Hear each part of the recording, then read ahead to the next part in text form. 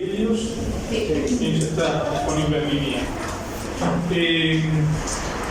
Recuerdan que la clase pasada les recomendé comenzar la lectura general del curso con ese texto. Es un texto relativamente breve que da un panorama bastante general de la materia. Después seguimos viendo la bibliografía específica de cada unidad. En la clase pasada comenzamos con la presentación de esta materia, haciendo referencia a tres conceptos cuyo desarrollo vamos a implementar desde la clase pasada hasta el fin de esta semana. Esos son los conceptos de historia, los básicos de historia, cuyas múltiples acepciones vimos y analizamos. El concepto de investigación. Comenzamos a hablar la clase pasada y lo diferenciamos de otro en relación, pero de todos modos distingue, que es el de estudios. ¿Sí? Yo creo que llegamos a contraponer ambos conceptos y ver cómo el uno involucra al otro. Como no es posible realizar una investigación sin haber estudiado la temática previamente, pero que por otra parte la realización de estudios no conlleva necesariamente la labor de investigación. Si la labor de investigación supone la tarea de estudiar el tema, pero estudiar un tema no conlleva o no conduce necesariamente a la realización de una investigación. Dijimos que en el caso de la realización de estudios se trataba de la incorporación del conocimiento desarrollado en torno a la temática por la historiografía, desde que se comenzó a trabajar ese tema hasta la actualidad, mientras que la investigación suponía crear conocimiento, es decir, avanzar en interpretaciones novedosas en relación a temas ya conocidos o a temas que se proponen. También hicimos atención al hecho de que la investigación puede ser tomada en diferentes sentidos, ¿no? Digo, se investiga cotidianamente en muchísimos casos, pero lo que a nosotros nos convoca es esencialmente la investigación en el ámbito académico, ¿no? En el ámbito terciario, universitario o de centros dedicados a la producción de conocimientos independientes, pero organizados institucionalmente. También es característico de quienes ejercen esta investigación su formación. Tienen una formación disciplinaria específica o están adquiriéndola en el caso de que se trate de prácticas de investigación en el contexto de un ciclo de estudio como es el nuestro. Conviene aquí sí diferenciar dentro de ese concepto de investigación académica, que se desarrolla en ámbitos estrictamente académicos, terciarios, universitarios o centros independientes, pero los tres institucionalizados, y una forma muy específica de investigación que es la científica. No toda investigación académica tiene que adoptar el formato de investigación científica, ¿sí? Pero lo cierto es que casi toda investigación científica, por decir toda investigación científica, es una expresión de investigación académica. Hay disciplinas, hay formas de saber que no necesariamente adoptan el método y los procedimientos de la ciencia, del saber científico. ¿Sí? Por eso es que esta diferenciación importa. Después más detenidamente vamos a ver cuáles son las características del saber científico que lo contraponen a otras modalidades disciplinarias. Pero insisto, importa destacar el hecho de que, si bien toda investigación académica, si toda investigación científica y concretamente social es investigación académica, no toda investigación académica necesariamente se corresponde con la falta de investigación científica certificada. Hecha esta aclaración, es decir, diferencia entre estudios e investigación, diferencia entre investigación corriente, investigación académica e investigación científica, o por lo menos un esbozo, ¿no? Que es lo que estamos haciendo ahora. Vamos a ver concretamente en qué consiste la labor de investigación, qué cosas supone, qué etapas, qué fases concluyen el proceso de investigación. Si decimos que la investigación académica nace en un ámbito institucional, nace en ámbitos institucionales determinados, ¿sí? Que implica que quien la realice tenga una formación disciplinaria específica sobre las temáticas que se están abordando. Esto establece una notoria diferencia con la investigación cotidiana. La investigación cotidiana responde a intereses puntuales, cambiantes, fluctuantes, dependiendo de las necesidades diarias.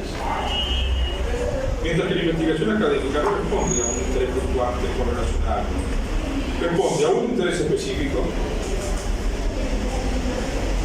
que nace precisamente de las preguntas que se gestan, que se desarrollan como consecuencia de esa formación disciplinaria. Está en estrecha relación con esa formación disciplinaria, la refleja y es una expresión de ella. Por lo tanto, quien se embarca en una actividad de investigación lo hace por todo un bagaje de conocimientos y de estudios que tiene detrás, y no por un interés puntual de momento. Vi algo que me interesó y tengo curiosidad. Sí, el interés y la curiosidad son fundamentales cuando uno investiga, pero no basta. Debe ser un interés y una curiosidad intelectual que trascienda el momento, que se arraigue en esa formación de la que se parte y que se desarrolle en un contexto determinado. Por ejemplo, en el contexto de una práctica de investigación requerida en un curso de licenciatura o en un curso de posgrado, o como parte de una tesis a desarrollar, tal como sucede, por ejemplo, con la tesis que ustedes van a tener que hacer para culminar los estudios de grado. O, por ejemplo, en el caso de la labor profesional del investigador, que lo hace como parte de su trabajo cotidiano. Entonces, ahí está la diferencia, ahí está, digamos, un aspecto que distingue el investigar cotidianamente al hacerlo en términos académicos. Pero también lo distingue el esfuerzo, la persistencia y la forma de organizar el acto de investigar en sí. ¿A qué me refiero? La investigación cotidiana responde a una necesidad puntual que se satisface también puntualmente. Puede que esa investigación implique una búsqueda de unos pocos segundos, unos pocos minutos. No es el caso de la investigación académica, porque todo el proceso que conlleva la generación de respuesta puede sumir de semanas a años, ¿sí? De meses a años, sí, está bien, sí. No, es que le estaba la puerta abierta, digo, por el tema de que debe circular el aire, ¿no? Pero hay gente que se toma los pasillos como si fuera en casa. Sí. Además, claro, que si uno hace una investigación así puntual, pues es muy probable que no sea cierto. Bueno, no puede ser, porque a ver, la búsqueda puede culminar en la obtención de datos o de información fidedigna. No significa necesariamente porque sea breve no sea adecuada. Lo que ocurre es que es distinto. Es decir, son diferentes los tiempos, son diferentes los contextos, son diferentes las motivaciones, son diferentes los puntos de partida y hacia dónde se desea llegar. Aparte, para estar en condiciones de investigar en el ámbito académico se necesita no solamente esa formación que refería, se necesitan marcos conceptuales, marcos teóricos, marcos metodológicos, que no son los que uno adopta necesariamente cuando investiga cotidianamente. Sí. Profe, y el tema de, por ejemplo, hacer un libro, ¿no?, sobre un tema específico, digo, si uno tiene la posibilidad de tener testigos del derecho vivos, ¿no? Sí. Para mí convendría, por ejemplo, el viaje de ese lugar, no sé, cuanto más información mejor, o se puede hacer, por ejemplo, de acá de Uruguay, de repente hablar de, no sé, de Ucrania hoy. Bueno, a ver, sin tener que ir a viajar, sin tener que testigo presencial. todo depende de qué es lo que uno se pregunta, qué es lo que uno quiere saber. Entonces, las interrogantes van a dar hipótesis, o sea, suposiciones acerca del porqué de las cosas, del cómo de las cosas, del para qué. Esas suposiciones tienen que ser validadas. Eso lo vamos a ver también, que es una diferencia notoria, sobre todo lo que es investigación académica, científica y más concretamente científico-social. Todo lo que se afirma tiene que ser demostrado. Y en el propio texto, donde se presenten y referencian los hechos y se presentan las explicaciones de los hechos, también se aportan las pruebas. Eso es un elemento también característico, ¿no? Vamos a adelantar entonces con respecto a qué es lo que diferencia el desarrollo científico de otras actividades. La ciencia formula enunciados descriptivos y explicativos sobre fenómenos que son observables directa o indirectamente. Todo lo que la ciencia aborda se encuentra dentro del campo de la observación directa o indirecta, es decir, lo que nos transmiten los sentidos o lo que nos transmiten los sentidos más instrumentos que lo potencian. Y no solo lo que estudia la ciencia entra dentro del campo de lo observable, sino que las pruebas que se aportan para demostrar que ciertas explicaciones son valederas también entran dentro del campo de lo observable. ¿Sí? Tiene que ser evidencia, pruebas, registros que tengan por base directa o indirecta la observación. Hay expresiones de conocimiento teórico en la ciencia que se formulan en términos que en un tiempo determinado no pueden ser probadas. ¿Por qué? Porque no hay las herramientas suficientes que lo permitan.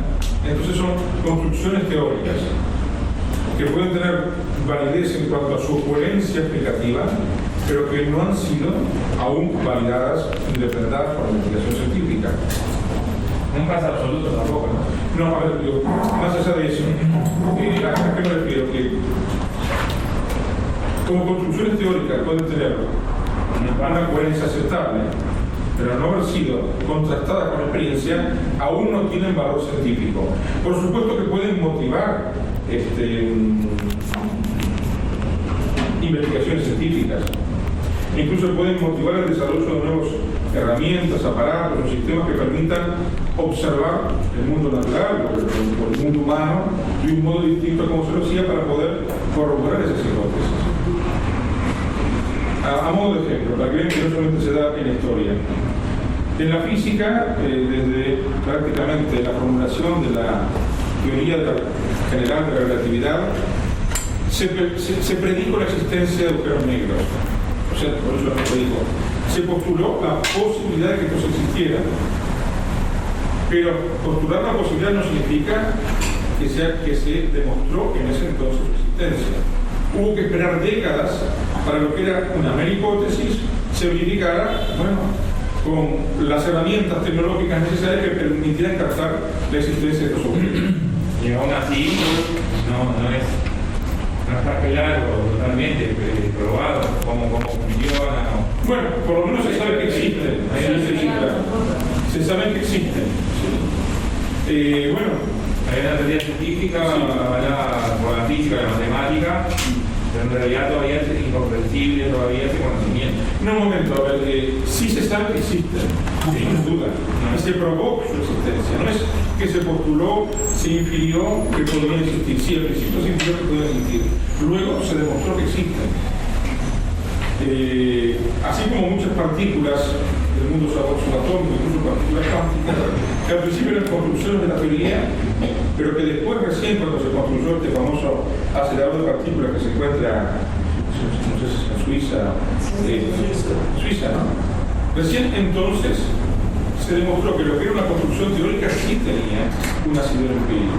Pero mientras tanto era simplemente una formulación de una teoría, nada más.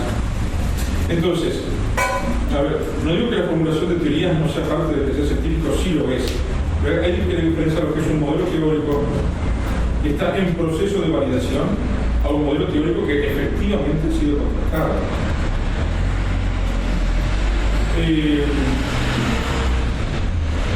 A ver, las tres leyes básicas de la física newtoniana las constatamos cotidianamente.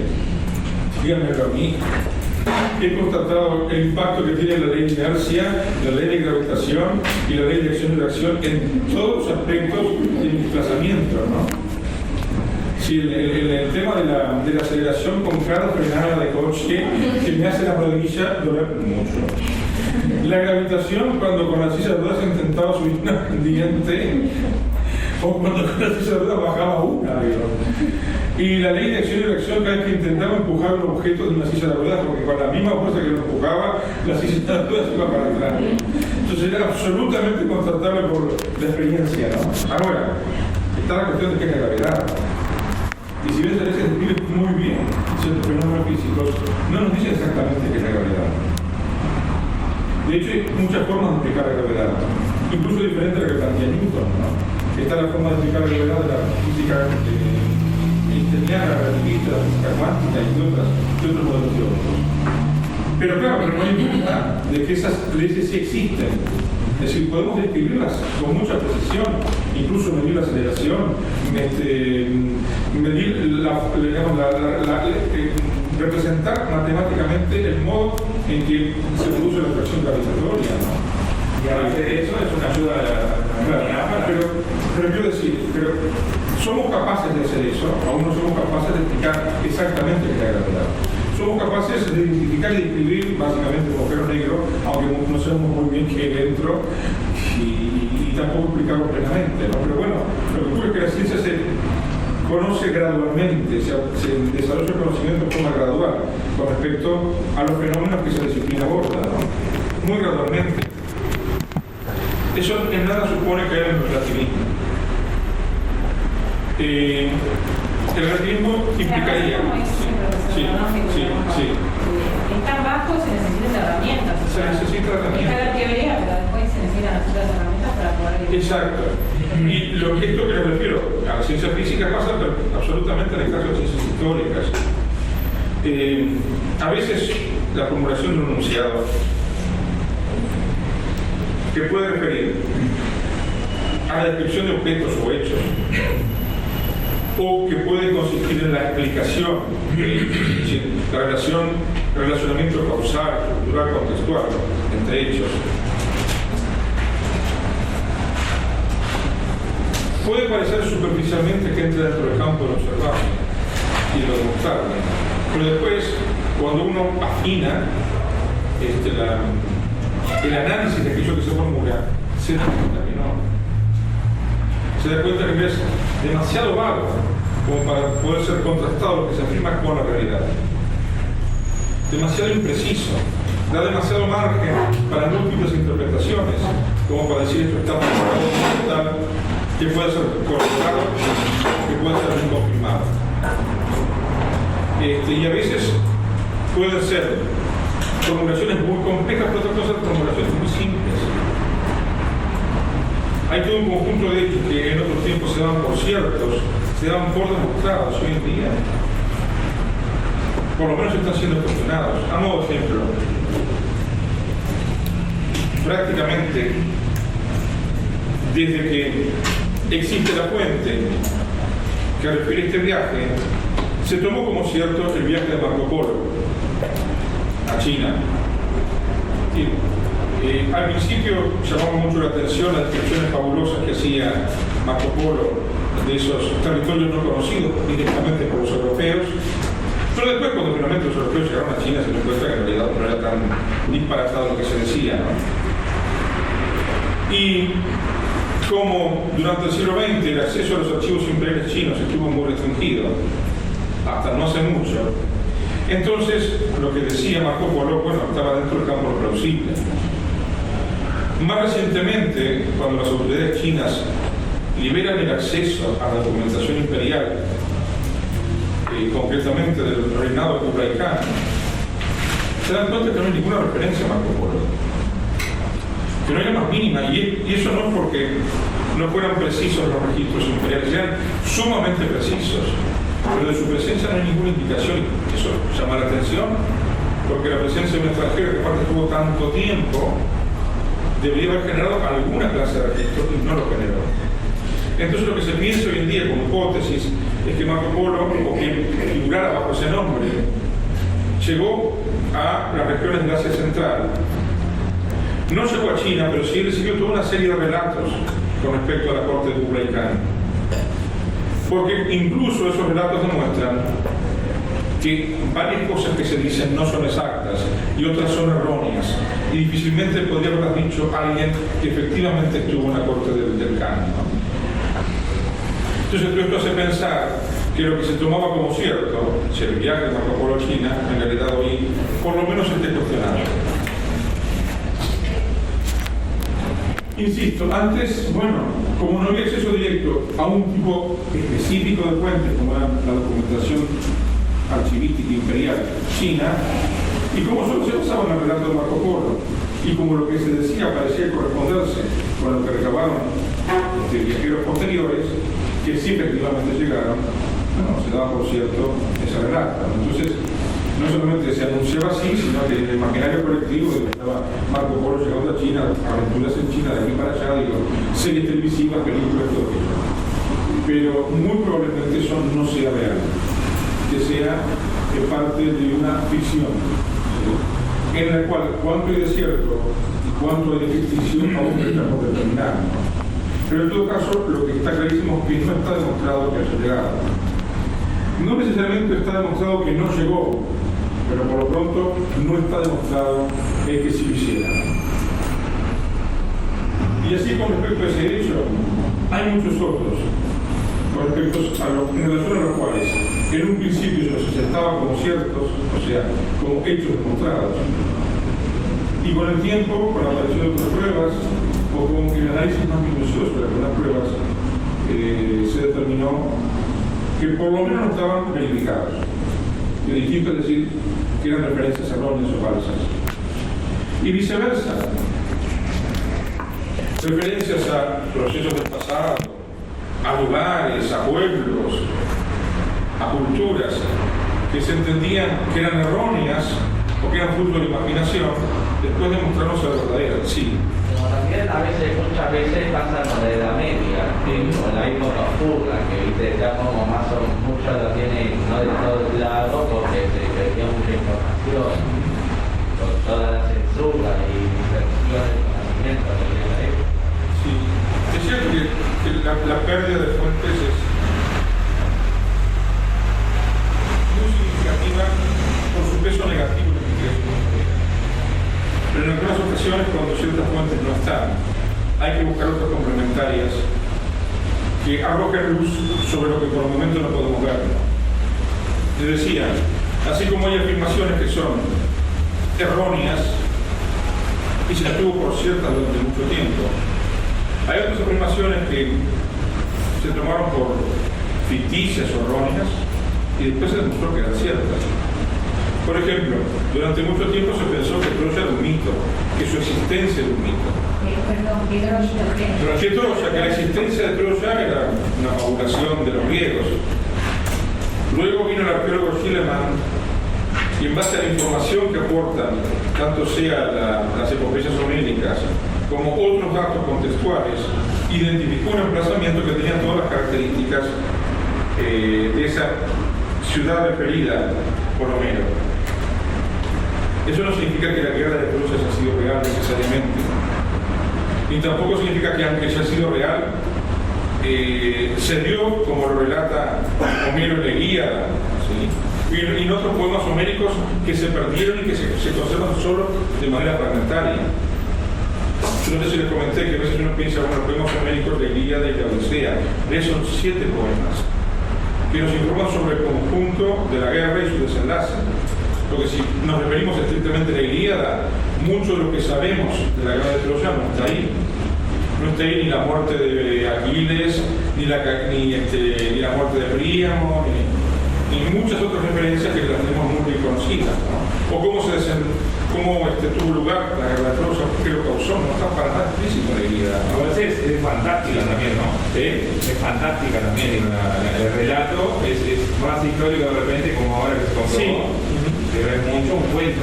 No, a ver, tiene componentes que son notoriamente ficticios, que da parte de las creencias religiosas y mitológicas, pero sí se sabe que Troya existió. Pero no existió una Troya, existieron varias Troyas, desde un asentamiento neolítico hasta la Troya romana. Se sabe que hubo varios conflictos, no hubo una guerra, sino que hubo varias guerras, que en varias ocasiones Troya fue destruida. Se identificó claramente su muralla, se identificaron restos que implican que hubo conflictos, ¿no? Ahora, de ahí a que la epopeya homérica sea cierta y sea cierta la las causas del conflicto, se acierta el desarrollo del conflicto. Las descripciones que se hacen de los reinos de esa cultura o civilización micénica dentro del cual se desarrolla el conflicto de la Guerra de Troya son bastante verídicas en cuanto a la vida cotidiana, en cuanto a la forma de organización política, etc. Y eso está respaldado por la arqueología. Ahora, lo que no está respaldado por la arqueología, aunque sí fue postulado por un arqueólogo, es el tesoro de Troya, en que Schliemann directamente identificó ciertas mascarillas o ciertos objetos relacionados con determinadas figuras de la epopeya, ¿no? Por ejemplo, la mascarilla de Agamenón o la diadema de Helena de Troya. Digo, no, eso es totalmente ficticio. Aunque tradicionalmente se habla de la mascarilla de Agamenón, ¿no? Es la forma que se lo conoce, pero no hay ninguna certeza de que tuviese alguna relación con el personaje legendario de la epopeya homérica, ¿no? Sin embargo, como usted dice, se saca información, por ejemplo, de las armas, de los barcos que usaban, de las técnicas. Y eso sí es real. Eso sí es real y es la forma de sacrificio, claro, sí, digo, es importante para comprender la vida cotidiana en el mundo micénico, sí, es útil. Sí, nos refiere a realidades que son bastante fidedignas. Lo que no nos refiere con realismo, y no podemos ni siquiera contrastarlo o constatarlo, son los relatos del conflicto, ¿no? O el conflicto en sí puede haber sido un conjunto de conflictos a lo largo de la historia. No se piensen que no pudo haber sido como lo relata Homero, digo. Uno con lógica contemporánea piensa, armar una flota de cientos de buques, de decenas de miles de hombres para rescatar a la bella Helena, debería ser muy bella.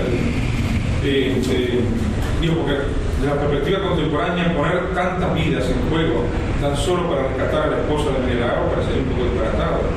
Pero eso es con nuestra lógica contemporánea. Ese ultraje que comete Paris al raptar a la esposa de Menelao motiva toda una serie de actos que, más allá del interés de rescatar a Helena, tiene que ver con intereses políticos, con intereses económicos, con una rivalidad, con una ciudad muy floreciente que aparte controlaba el comercio en la región del Mar Negro y parte del Mediterráneo, en fin.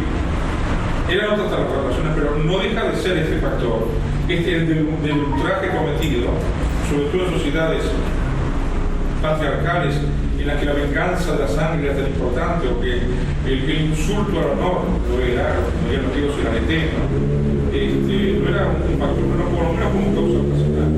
Sí, una consulta sobre ese tema específico. ¿Es cierto lo de que en una batalla de ciencia comprobable es una mención? Que se enfrentaran de repente dos héroes y se paraban la batalla, y eso es comprobable que fue así. No, los duelos, los combates singulares sí. Porque eso paraba el combate. Sí, aparte había reglas acerca de cómo combatir y cuándo combatir. Por ejemplo, no se combatía de noche. Y una jerarquía dentro de... Una jerarquía, sí, no es extraño, digo. Porque aparte cada época tiene su forma de combatir. Un personaje para combatir en lugar de también en la Biblia sucede. Cuando está... La vida Goliat. Claro, no, sí. Sí, o a veces combaten los jefes enfrentados.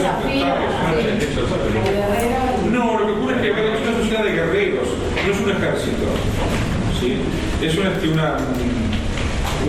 formación de guerreros en las cuales las lealtades personales y el sentido del honor y el de combatir para la gloria de cada uno pesa más que la idea de combatir como un conjunto, ¿no?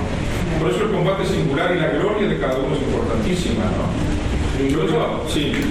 Y eso se contrasta totalmente con la forma de organizar la guerra en estos tiempos, incluso en el mundo antiguo. Los legionarios romanos combatían como una unidad, estaban muy bien organizados, y además planificaban sus batallas, a diferencia de las tribus celtas o las germánicas, que se parecían mucho más en su forma de organizarse y en sus valores a la Grecia micénica, a la Grecia de Homero, ¿no? Porque combatían individualmente, combatían por la gloria personal, no les importaba morir, porque consideraban que el recuerdo de aquel muerto en batalla era perenne, O si morían en batalla, ascendían al paraíso pagano, ¿no? al Valhalla, a la tradición germánica, o al lugar donde sea, la tradición celta, ¿no? Sí. Esto es una nota porque Sí. ¿quedó algún resto de las armaduras? Porque sé que eran muy importantes. Sí. Bueno, hay una descripción muy minuciosa de las armaduras. Hay descripciones minuciosas de los carros de combate. Quizás no en el contexto de las excavaciones arqueológicas de Troya, pero sí del mundo micénico. Como muchos creían tanto que sea- en las armaduras quedaban los espíritus, como el guerrero. Sí, Que eran muy bien sí, conservadas. y aparte digo, estaban muy trabajadas las armaduras. Cuando en el Ilíada se relata la forja de la armadura de Aquiles por parte de Faisto, se describen minuciosamente las representaciones bélicas que contiene la propia armadura. Y en un contexto totalmente distinto. Si ustedes, por ejemplo, observan una de las esculturas clásicas de Augusto, en que está con su coraza, van a ver lo trabajada que es la coraza. O sea, no solamente es un objeto que tiene que ver con el arte de la guerra, también es un objeto artístico en sí mismo. Otra cosa que me llamó la atención, o sea, que no está mal visto, Sí. pero en aquella época, por ejemplo, el tema de que el compañero puede también era tu pareja, o sea, a veces el tema de lo Sí, homosexual, sí. Eso pero eso es más en la Grecia clásica que en la Grecia homérica. Los espartanos. Sí, en el caso de los espartanos, en el caso de los tebanos. la Rana, por ejemplo, y tratar de tener su pareja. Sí, pero Trajano estamos hablando recién del siglo II de nuestra era, estamos hablando ¿cuánto? 17, 18 siglos después, ¿no? Sí. Como explicó el compañero, Sí. pero era como que era aceptable la homosexualidad, pero cuando había uno mayor que le enseñaba Sí, al más lo que chico. pasa es que esto es interesante porque si bien es una digresión lo que estamos viendo, también sirve para tratar otros temas que están asociados, ¿no? Por ejemplo, uno es el de las categorías que utilizamos para conceptualizar el pasado. Si utilizamos la categoría homosexualidad, esta categoría nace en el siglo XIX y en realidad es una conformación de dos términos que incluso no proceden de la misma lengua. La raíz homo procede del griego y la raíz que da la palabra sexualidad procede del latín, ¿no? Y es un término que acuñó, digamos, la psiquiatría de fines del siglo XIX para describir una clase de comportamiento sexual que se manifiesta de ese modo en el occidente de ese entonces, en el cual lo que prevalece es la elección de objeto, bueno, en el caso de sujeto, objeto de deseo, ¿no? Es decir, en función del sujeto de deseo de cada ser humano se definen las orientaciones, ¿no? Si es de su mismo sexo, si es de otro sexo, si es de ambos a la vez, o es indiferente. ¿Sí? Igual yo me río, pero en el caso de los griegos esto no es así. Es decir, no se organizan mentalmente de ese modo. No importa tanto cuál es el sujeto de deseo, sino cómo se expresa el deseo y cuáles son los vínculos sociales que están puestos de manifiesto. Tenía mucho como relación de poder. ¿no? Tiene mucho que ver con la relación de poder. Más que nada entre las Sí. relaciones de dos hombres, siempre Sí. había uno que era muchísimo menor Sí. o que estaba en menos posición de poder. O sea, Sí. creo que lo vemos hoy con Exacto. gente muy moderna. Sí. No la tenía. Nunca eran, No, claro. casi nunca eran relaciones No eran iguales. homosexuales o equilibradas, digamos. No, porque era una forma distinta de entenderlo. Por ejemplo, se entendía en la Grecia clásica, no lo sabemos bien en la Grecia homérica. Por lo tanto, no sabemos bien qué clase de vínculo había entre Patroclo y Aquiles, ¿no? En general, la Grecia clásica tiende a interpretarlo en forma homoerótica, aunque también homoerótico es un término contemporáneo, ¿no? Pero claro, porque es Aquiles y su escudero, ¿sí? El hombre más adulto y el más joven, ¿no? Porque se entendía que era una forma de transmitir valores de socialidad, no tiene otro nombre, de transmitir la cultura guerrera a través Es otra cosa, también sí. se mezclaba como lo platónico, digamos, Sí, lo platónico, lo sí, sí. amistoso con lo Sí. romántico. Muchas veces, por Sí, ejemplo, exactamente. en los centros de deporte y Sí, cosas así, sí. eran Porque como relaciones en muchos digamos, casos eran muy generales. relaciones más homoeróticas que homosexuales, ¿no? Insisto, usando categorías contemporáneas que no tienen nada que ver con las de entonces. Por ejemplo, los espartanos la practicaban, digamos, el contacto físico entre hombres como forma de transmitir la virilidad del guerrero. Pero después se casaban y no admitían que nadie no estuviera casado. El tema de Sí. lejos viene la palabra de Sí, exacto, sí, o el safismo, que son otros términos, ¿no? Pero insisto, son formas de expresar la sexualidad humana en otro contexto, con otras categorías distintas que ordenan y organizan, ¿no?, a las nuestras. Porque a veces si las proyectamos directamente, parecería que estuviésemos hablando de una relación entre adultos de una edad próxima. Y no es así, digo. Muchas veces proyectamos como nuestros valores modernos. Exactamente, es el tema del temporocentrismo o el Y anacronismo. romantizarlo, ¿no? También. No significa que no hubiese vínculos de afecto, no. Pero digo, se organizan de otro modo. Lo mismo en el Japón feudal, ¿no? Digo, en el propio occidente medieval. Ahora, por eso tenemos que tener cuidado con el uso de las categorías, porque en nuestro contexto tienen un sentido muy claro y muy específico. Cuando lo proyectamos hacia otros tiempos, hacia otras culturas, ¿es adecuado o no? ¿O estamos forzando otras realidades para entenderlos a partir de las nuestras? Justamente hablando de este tema, hace unas 2 décadas aproximadamente, un investigador norteamericano, estudiando liturgia bizantina, encontró un sacramento que en griego se llama la adelfopoiesis, que lo considera como una forma de regularizar vínculos entre hombres o entre mujeres, ¿no?, en la Edad Media, de consagrar esos vínculos. ¿Leyes o qué? No, era una liturgia, o sea, un sacramento de la iglesia, que se llama el sacramento de hermanamiento. Adelfopoiesis significa eso, crear una relación de hermanos entre quienes no lo son. Entonces este investigador interpretaba, esto debe ser una forma de consagrar vínculos que de otro modo no habrían tenido cabida y que muy posiblemente fuesen vínculos afectivos. Eso es lo que interpretaba este filólogo estadounidense, viendo incluso todas las descripciones que se hacen, toda la parafernalia de la liturgia, incluso los votos que se pronuncian. No quita que esto no pueda ser así, pero en realidad la razón del hermanamiento muy posiblemente tuviese que ver con vínculos clientelísticos, ¿sí?, vínculos entre quien protege y quien es protegido por conveniencia. Como un contrato. Más que como un contrato, como una forma de protección, digo, entre partes desiguales, ¿sí? A ver, no quita que no pueda haber dado cabida a otras cosas, ¿no?, pero de ningún modo garantiza que ese hermanamiento sea necesariamente lo que este autor interpreta.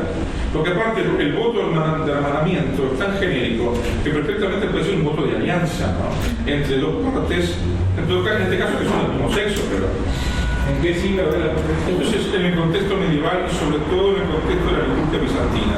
Sí se da en la Iglesia latina, pero mucho menos frecuente y después deja de practicarse, ¿no? Entonces hay que ver muy bien, digo.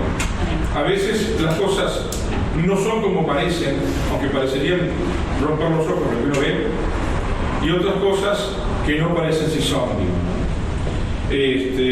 Por eso hay que tener mucho cuidado con el tema de extrapolar nuestras categorías a contextos previos,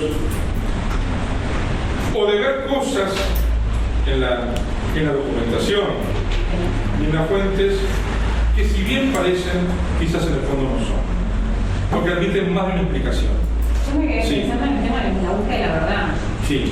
Que sucede, por ejemplo, hace muchos años ese periodismo, y una de las cosas que más que te encontrás con obstáculos es con eso, con la verdad, porque documentos que se esconden o que se abren dentro de tanto tiempo. Exacto. Entonces es una barrera para el historiador, para el que investiga, el poder decir, dentro de 40 años capaz que no estoy vivo, digo, entonces esa investigación es nunca, y lo que la sociedad muchas veces recibe es muy parcial. Más allá de que es parcial, porque refleja un punto de vista, pero la información está la información está, ahora se están abriendo cosas de hace 50, 60 años. Bueno, pero justamente se están abriendo repertorios. Se están abriendo repositorios. Eso significa que el conocimiento se alcanza gradualmente, digo. Que no hay ninguna garantía de que hayamos llegado a la verdad. Por eso yo no sé si era en este grupo que les decía, una cosa es un enunciado verdadero, otra cosa es un enunciado verificable. Si hablamos de enunciados verdaderos, entramos en el tema de la verdad, que es un tema muy complejo. Yo no sé si lo dije aquí, digo, ¿no?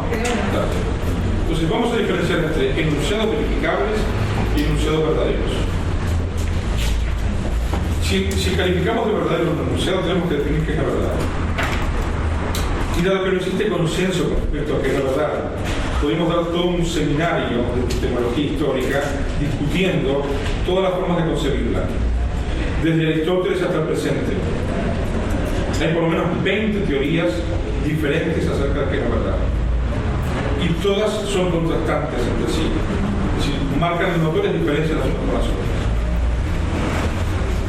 Ahora, si no nos planteamos el tema filosófico de verdad, por lo menos en este contexto inicial, lo dejamos para cuando tengamos tiempo de reflexionar con otras bases, ¿no? Y nos planteemos el tema de lo que es verificable, si lo que es demostrable, la cosa cambia. Porque lo que hoy es demostrable, mañana puede ser desconfirmado, sin que deje de ser acertado en lo que hoy verificamos para nuestros criterios actuales. Cuando yo digo que esto está verificado, no digo necesariamente que sea verdadero, digo que está contrastado por pruebas que generan consenso. No quita que mañana lo que genera consenso genere disenso, porque surgen otras pruebas, otras evidencias que lo contradicen.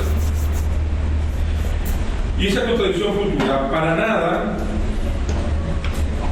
disminuye el consenso actual, porque ese consenso se hizo en base a información disponible. Entonces, si dejamos el tema de la verdad, planteamos el tema de lo verificable, si lo que puede ser demostrable, si no hay duda que hoy, ahora y aquí, este enunciado ha sido demostrado. Y de eso no hay duda, porque ha sido demostrado con lo que se podía demostrar. Ahora, lo que viene luego es lo que viene luego.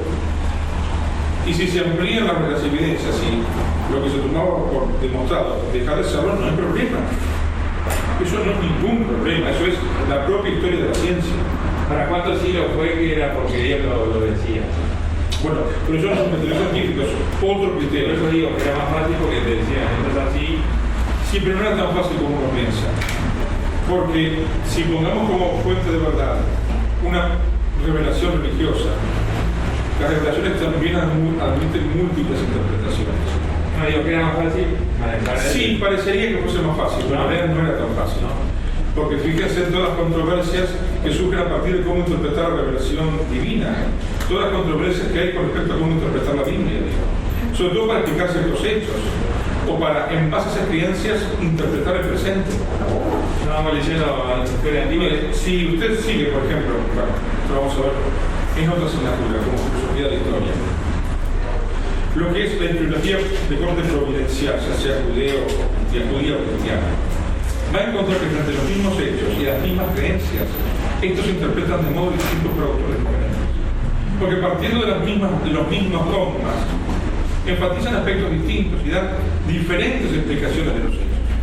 Pensé que era mucho más. No es tan mecánico como uno piensa. Porque si no, habría habido una única historiografía providencialista y hubo varias.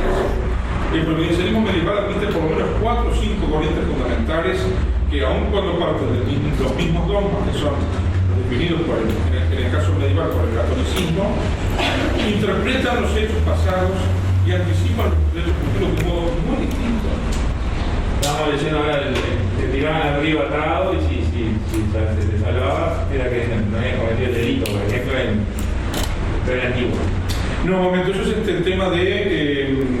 No sé el nombre. Las ordinarías. Sí, la prueba es digamos, cuando hay una disputa que no podía ser resuelta por otro modo, lo que se buscaba era que la divinidad se manifestase, ¿no?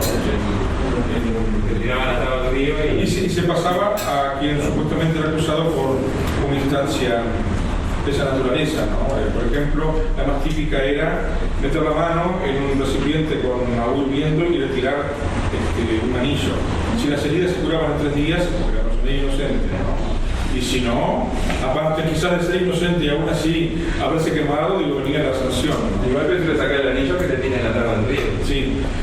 No, había muchas formas de realizar el juicio de Dios, que se llamaba el juicio de Dios. Pero de las brujas que decían, Sí. las quemaban, Sí. era algo que se no. Pero siempre había múltiples interpretaciones. Cuando uno quería, podía forzar las cosas para que todo resultara como lo deseaba, ¿no? Sí. Entonces, ¿cuál vendría a ser la diferencia fundamental entre un hecho y una veracidad? Bien. En el caso verdadero, que ya partimos de una definición de lo que es verdad, y llegamos a la conclusión de que ese enunciado es la verdad. El tema está que como el concepto de verdad genera mucha polémica, exactamente qué referimos cuando hago verdadero. Aunque nos parece extraño que genere polémica, nosotros pensamos que lo verdadero es la adecuación entre pensamiento y realidad. Lo que estamos refiriendo respecto a la realidad es la realidad, ¿no? Sí. También es funcional encontrar esa verdad, ¿no? Por ejemplo, para nosotros nos sirve descubrir algo hasta cierto punto de verdad y eventualmente se seguirá avanzando en el desarrollo de esa verdad, ¿no? Sí, pero entonces lo que yo les decía, en vez de plantearnos si esto es verdadero, que es toda una discusión filosófica, planteémonos simplemente si esto es demostrable. Si es demostrable, bien. Si no lo es, primero, no entra dentro del campo de la ciencia. Y si fue demostrado, y hoy en día tenemos pruebas que lo contradicen, bueno, ahora ya no es demostrado. Y dejamos de lado toda la polémica con respecto a la verdad. Porque implica pronunciamientos epistémicos y filosóficos muy complejos, que sí los podemos formular, pero requiere una base de cultura filosófica muy sólida. Sí. Bueno, otro punto, la objetividad, la subjetividad, la intersubjetividad. También son formas de plantear las discusiones que corresponden a modelos epistémicos en relación a qué es la verdad. Yo he trabajado muy detenidamente en teoría y metodología de la historia. Algo podemos anticipar al respecto si no le molesta una digresión de este tipo, porque aparte pienso que son digresiones ilustrativas, ¿no? Que tampoco nos desvían demasiado del cometido de la clase. Imperó en el siglo XIX la idea de que el ideal del conocimiento científico es la objetividad, es decir, esa visión ingenua a partir de la cual nuestra representación del mundo es una reproducción fidedigna para el intelectual de lo que es el mundo. Esa es la visión más ingenua de la verdad y que hoy en día nadie comparte, ¿no? Es decir, que el registro de un hecho es el reflejo de ese hecho, el conocimiento de un hecho es el reflejo intelectual del fenómeno. Es decir, la adecuación entre lo que decimos con respecto a las cosas y lo que las cosas son. Eso que todo el mundo dice, eso es la verdad. Hoy en día todo el mundo sabe que eso no es la verdad. Sí. Muchas veces Sí. el conocimiento que creemos en Occidente puede no ser el mismo que aquel que podría tener en China, que puede verse muy influenciado por distintas ideologías. Bien, pero ahora vamos a ver cómo plantear ese tema, ¿no? Partamos de esta visión ingenua, ¿no? De que los testimonios reflejan los hechos, nuestro conocimiento del mundo refleja una realidad esencial que nos trasciende. ¿Qué se decía en el contexto de la vida del siglo XIX? ¿Cómo conocer objetivamente? Bueno, para eso hay que observar todo lo que se estudia y todo lo que se explica debe estar dentro del campo observable, en eso estamos de acuerdo. Y había que dejar de lado toda predisposición en relación a lo que se estudia y las comunicaciones que se explican. Es decir, dejar de lado intereses, dejar de lado posicionamientos personales, considerar todas las versiones que existen respecto a los hechos y ver el grado de consistencia que estas explicaciones tienen, la validación de las mismas en relación a las pruebas y llegar a una conclusión en relación a lo que sucedió. A veces conclusiones limitadas, porque ciertas cosas no se pueden establecer con absoluta certeza. Esto era el planteo. Y por eso se insistía que para lograr ese desapego del investigador con respecto a su objeto de estudio, para evitar la adopción de posturas parciales, posturas interesadas o motivadas por razones que no son la investigación propiamente dicha, es necesario un distanciamiento temporal. Sí, el distanciamiento temporal hacía que no hubiese ni intereses, ni necesidades, ni apegos, ni expectativas en relación al tema. Por eso es que la historia estudia el pasado, la perspectiva del siglo XIX, y no estudia el presente. En el presente estamos inmersos en hechos que nos comprometen. Mientras que en el pasado, bueno, ya pasó, no nos compromete. Frente a todo esto, el 19 profesionalmente, se dan cuenta que no es así. Que la distancia temporal no supone necesariamente un desapego o una falta de vínculo con lo que se estudia. Comencemos por algo muy básico. ¿Alguien estudia lo que no le interesa? ¿Alguien estudia algo que no le motiva, que no le llama la atención? Porque para estudiar algo hay que decidir hacerlo. Y hay que adoptar una decisión al respecto, jerarquizando lo que me interesa y lo que no me interesa. Si yo lo estudio, por lo menos me interesa y hay un elemento netamente subjetivo. Lo mismo cuando se genera un registro. Quien genera un registro con respecto a un hecho, que lo hace fuente para los que investiguen otros, lo hace porque tiene un interés en que ese registro se genere y perdure. Tiene un interés en que su testimonio sobreviva, subsista. No es algo natural que generemos registros. No estamos generando registros en todo momento de todo lo que sucede. Seleccionamos qué es lo que nos importa y optamos por generar ese registro. Aunque sea algo tan básico como tomarse una selfie, ¿no? Aún en eso tan básico hay una decisión que determina que en este momento yo quiero registrar esto por tal o por motivo. Entonces no hay esos registros naturales que son espejo de realidad, sino que los registros son decisiones que responden a intereses, a necesidades, a deseos. Pero es mucho más complejo aún. Cuando generamos un registro o cuando analizamos lo que fue y interpretamos, estamos poniendo fuego a toda una serie de categorías que no son abstractas, atemporales, sino que todos refieren a un tiempo, a un lugar y a una cultura determinada. Es decir, no estamos utilizando formas de descripción aséptica. No hay forma de descripción que pueda ser aséptica. Toda forma de descripción parte de una toma de posición con respecto al mundo, parte de un modo de conceptualizar la realidad. Disculpe que me extienda en este punto, pero como lo preguntaron me parece necesario aclararlo, ¿no? Y les pongo un ejemplo hasta qué punto esto es así. Si yo describo esta mesa, por ejemplo, ya el hecho de nombrarla como mesa supone que conozco lo que es. Si yo nunca en mi vida vi una mesa y la veo por primera vez, no sé cómo nombrarlo ni siquiera sé qué es. Puedo verlo, pero no conceptualizarlo, pero no tengo la categoría. Digo que esta mesa es gris. Bueno, soy actor, pequeño detalle. Porque en mi lengua existe la palabra que designa lo que yo entiendo es este atributo de color. Como puedo decir que también esta campera es gris. Ahora, ese mismo color tiene variantes. Si yo tuviese un vocabulario refinado para describir variantes cromáticas, diría, este es gris tal, este otro es gris cual. No lo tengo. Y sin duda que debe haberlo. Los que son expertos en modas y demás deben saber todas las variantes que hay. Las variantes principales que hay del gris, como las variantes principales que hay del azul.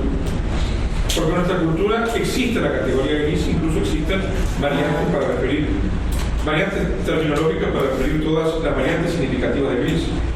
En otras culturas, no digo que no exista la palabra gris, pero por el vocablo relacionado con el color gris. Pero por ejemplo en las clases no existe diferencia entre el verde y el azul. Los japoneses no lo diferencian. Tienen un mismo término que abarca el espectro del verde y del azul porque entienden que no hay una diferencia significativa como para distinguirlos. En otras culturas mucho más arcaicas, por llamarlo de algún modo, ni siquiera existen palabras para los colores. Las cosas son brillantes o oscuras y nada más. Y con eso tenemos información suficiente para escribir el mundo. Ahora, para ciertas culturas, como por ejemplo las que viven en el Círculo Polar Ártico, como los Inuit, los mal llamados esquimales, no existe el blanco, existen 20 variantes de blanco, porque su vida es blanca, está cubierta de nieve. Ahora, ¿tienen 20 variantes para describir el verde? No, porque no es parte de su experiencia. Entonces, toda esta terminología lo que está refiriendo es el contexto cultural de que se parla y cómo describo las cosas. Ahora, la ciencia utiliza un vocabulario específico, ¿sí? Un vocabulario razonado, un vocabulario formulado y enunciado y definido, que es el que filtra el mundo de la observación y es el que da sentido a lo que observamos. Entonces ahí viene el componente que llamamos intersubjetivo. Ese vocabulario no es un mero reflejo de la experiencia, pero tampoco está desprendido de la experiencia. Nace de un proceso muy gradual de reflexión acumulativa sobre la experiencia y se va refinando. Pero es cierto que media entre nosotros y la experiencia. No tenemos la experiencia en abstracto. Tenemos siempre, por lo menos seres adultos, experiencias mediadas por todas nuestras vivencias previas y sobre todo por el lenguaje. Y en el caso de la observación, cualquiera, el lenguaje con que describimos es ese filtro que hace que lo que estamos percibiendo sea entendido de un modo y no de otro. Por eso es que no decimos que el conocimiento científico sea objetivo, ni tampoco subjetivo, sino que es intrasubjetivo. Pero no es intrasubjetivo caprichoso, sino que esa intrasubjetividad se basa en reglas consensuadas acerca de cómo observar, de cómo registrar, con cuál vocabulario describir. Es cierto que van a encontrar historiadores que tengan un vocabulario diferente para describir los mismos hechos. ¿Por qué? Porque parten de supuestos diferentes, parten de modelos teóricos diferentes. Y eso no es un problema. En cualquier disciplina, inclusive desde la física hasta la historia, hay modelos que compiten por explicar la realidad. Porque aún no hay pruebas contundentes que permitan descartar un modelo y pronunciarse por otro. Están compitiendo, ¿sí?, hasta encontrar pruebas que permitan descartar, reafirmar o sustituir modelos. Y esa es la historia de la ciencia. Y esa es la historia de cualquier disciplina. Pero esto no significa que no se lleguen a ciertos consensos. Consensos con respecto a lo que sucedió o consensos básicos con respecto a cómo interpretar otros procesos. A pesar de las notorias diferencias que pueden haber cuando afinamos un poco más las explicaciones. Insisto, eso no es mera expresión de subjetividad, de parcialidad o de capricho, porque todo lo que se afirma, aun cuando está condicionado por el modelo de nuestra práctica, remite a ese implícitos en el modelo teórico y aparte aporta las pruebas. Sí. Que estabas mencionando esto de los distintos contextos históricos. Sí. En el registro. No sé si tiene que ver, pero por ejemplo me hace recordar la pintura de la última cena, en la cual se representan a Jesucristo y los demás personajes en sillas.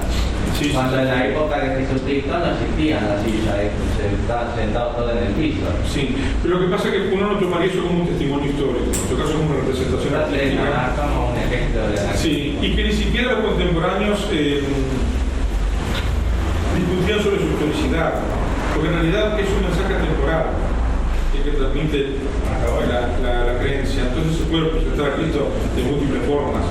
Y eso no le quita valor a la representación. Es más, eran conscientes de que lo hacían así. No buscaban ser fidelinos de un periodo histórico, buscaban representar de una forma entendible hechos que acontecieron en otro tiempo y en otro lugar. ¿Alguien le gustaba la mano por aquí? ¿No? Sí. Era algo mucho más cercano, cuando estabas hablando de los colores. Sí, sí. Nosotros tenemos la palabra celeste. Sí, sí. Salís de la región, te dicen azul claro. Azul claro, oceano. Sí. Pues justamente es el color del cielo, eso es bueno, pero también es cierto. El color es el cielo. Cuando uno dice el cielo es celeste, el cielo es azul, sí. De noche no es azul. Al atardecer y al amanecer tampoco es azul. ¿Lo observaron? A veces tiene tonalidades amarillas, tiene tonalidades rosadas, ¿no? Aquello que decían los griegos, la aurora de rosados dedos, ¿no? Y aparte el lente si quieres azul, si le cambian violeta. Lo que pasa que... Sí, exacto. Primero por el tema de cómo llegan en relación a la refracción de la atmósfera. La refracción del sol, sí, cómo toma la atmósfera, si es directa o exacto. Sí, y eso hace que, por ejemplo, en ciertos momentos se vea celeste, en otros momentos se ve rosado o amarillo, o directamente la contaminación, sí, muchísimas cosas, ¿no? Entonces, vean cómo algo tan básico como la observación, y que no se puede decir el cielo es azul o celeste, en realidad depende de qué cielo, depende en qué momento, y también si uno está actual. No broma, es que eso no es broma. Porque también tiene que ver los conceptos con respecto a qué vemos, a qué observamos. La perspectiva. Y luego con la perspectiva, ¿no? ¿Desde qué perspectiva vemos? ¿Desde dónde estamos mirando? Entonces es muy bueno estudiar la historia con muchísimos libros también. No, que Porque los justamente... puntos de vista son tan diversos, Ahí está la los historiadores no todo coincide. No, pero justamente eso no es un problema. Es más, digo, a ver, yo lo decía en broma en otras ocasiones. El propósito de este curso es confundirlos. Que se hagan perplejos como nunca. ¿Por qué motivo? Porque a veces uno cree que tiene claro ciertas cosas. Uno cree que ciertas explicaciones están sentadas. Y no es que no haya consensos. Y no es que no se puedan clarificar ciertas cosas. Pero para aclarar antes hay que hacerlas, ¿no? Sobre todo para dejar de lado ciertas visiones que uno trae. Que es natural que las traigan. Porque aparte el proceso de calificación es muy gradual, es muy paulatino. Cuando tratamos un tema determinado, cualquiera sea, no vamos a la versión del tema. Vamos a las distintas formulaciones y explicaciones que la historiografía ha dado sobre ese tema. Por eso, en algunos programas, en algunos planes de estudios, cuando se habla, por ejemplo, de historia medieval, se habla de historia e historiografía medieval. Porque al mismo tiempo que se van presentando los procesos, se presentan los diferentes modelos historiográficos que han explicado esos procesos. Es algo que igual hay que hacer, digo. Cuando, no sé, uno se informa sobre la historia del Antiguo Egipto, no tiene la historia del Antiguo Egipto, tiene las diferentes formulaciones e implicaciones historiográficas sobre distintos procesos que han tenido que ver con la historia de Egipto. Y aparte, historia que nosotros conceptualizamos como tal. Ya la categoría historia egipcia es una categoría de historiografía occidental. Los egipcios no tenían su historia egipcia. Tenían sí registros, tenían anales, tenían crónicas, pero que referían esencialmente todo lo que se relacionaba con el reinado de los faraones. Y lo hacían con propósitos que no eran de determinar la verdad de los hechos, sino que eran esencialmente religiosos. Ya incluso hablar, y se lo planteo porque esto es pertinente, decimos historia de Egipto. Egipto no es una palabra egipcia, Egipto es una palabra griega que nace de la contracción del nombre Hikupta, que es la ciudad de Ta, refiriéndose a la antigua Heliópolis.